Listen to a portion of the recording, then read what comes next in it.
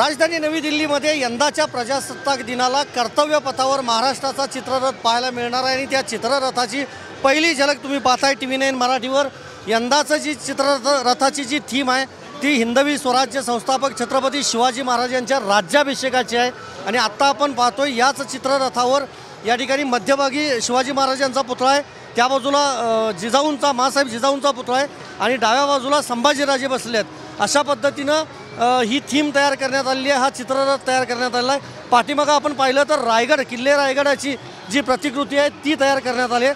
बाजूला राजमुद्रा देखील आपण पाहतोय ज्यावर प्रतिपचंद्र लेखे व जो मजकूर लिहिला आहे ती राजमुद्रा या ठिकाणी पाहायला मिळते।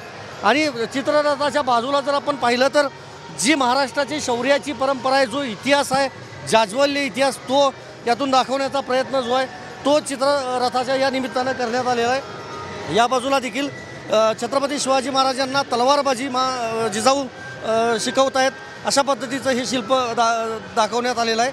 आणि मी पुढच्या भागाकडे खरं तर येतो।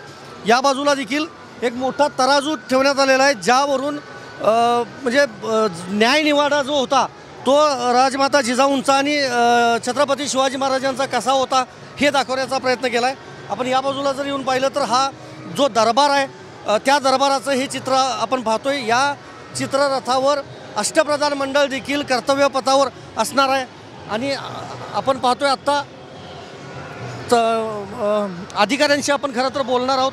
चौरे सर माझ्यासोबत आहेत। सर, थीम तर यंदाची शिवराज्याभिषेकाची आहे, पुन्हा एकदा हा इतिहास राजधानी दिल्लीत पाहायला मिळाला। बरोबर, अगदी बरोबर आहे। यावर्षीची थीम जी आहे ती आपण लोकशाहीची जननी भारत या अंतर्गत घेतलेली थीम आहे आणि छत्रपती शिवाजी महाराजांचं शासन हे लोकशाहीसाठी कसं प्रेरक होतं आणि आजच्या राज्यघटनेमध्ये महाराजांनी जे आज्ञापत्र दिलं होतं त्याचा कसा संबंध आहे, त्याची बीजं कशी त्यात आहेत हे दाखवायचा यातून प्रयत्न केलेला आहे आपण। आणि मुळात शिवाजी महाराजांना ज्या जननीनं घडवलं, स्वराज्य जननी राजामाता जिजाऊ यांनाही आपण तिथं पुढच्या भागावर घेतलेलं आहे, कारण त्यांनीच लोकशाहीची मूल्य किंवा नीतिमत्ता वगैरे शिवाजी महाराजांना शिकवली, म्हणून शिवाजी महाराजांचं हे स्वराज्य निर्माण झालं।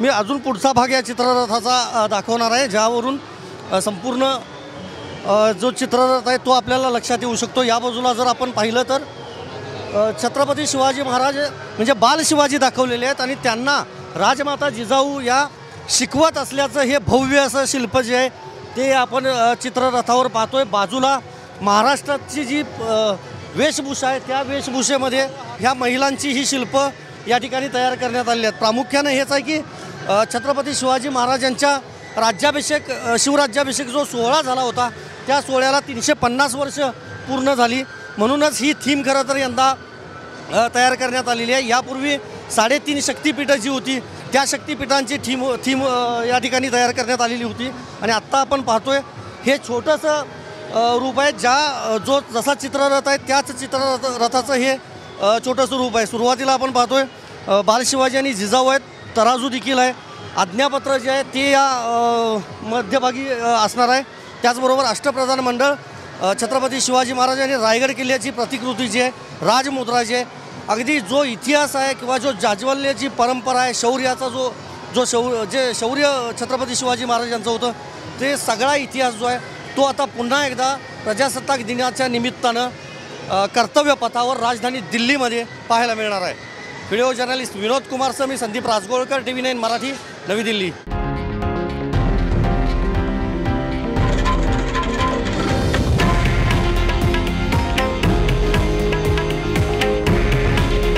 हे आहे देशातील नंबर 1 न्यूज नेटवर्क आणि आपण पाहत आहात TV9 मराठी।